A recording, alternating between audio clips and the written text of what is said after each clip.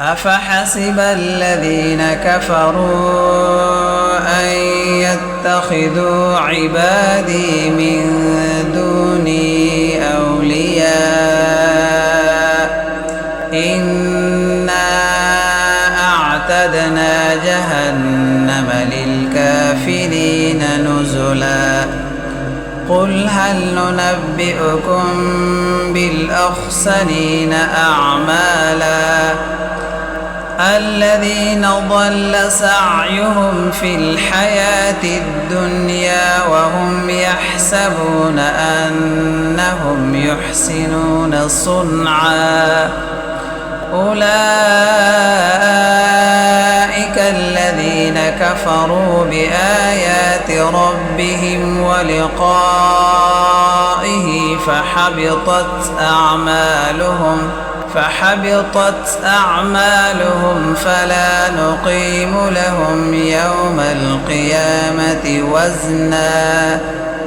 ذلك جزاؤهم جهنم بما كفروا واتخذوا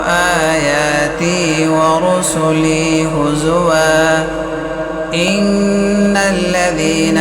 آمنوا وعملوا الصالحات كانت لهم جنات الفردوس نزلا خالدين فيها لا يبغون عنها حولا قل لو كان البحر مدادا لكلمات ربي لنفد البحر قبل أن تنفد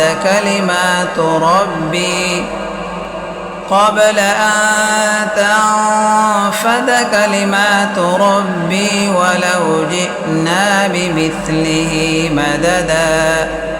قل إنما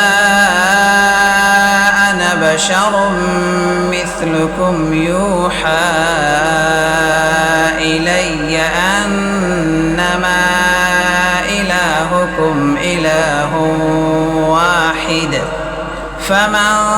كان يرجو لقاء ربه فليعمل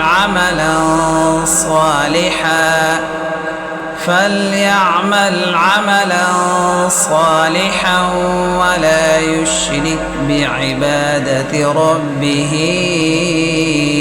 أحدا.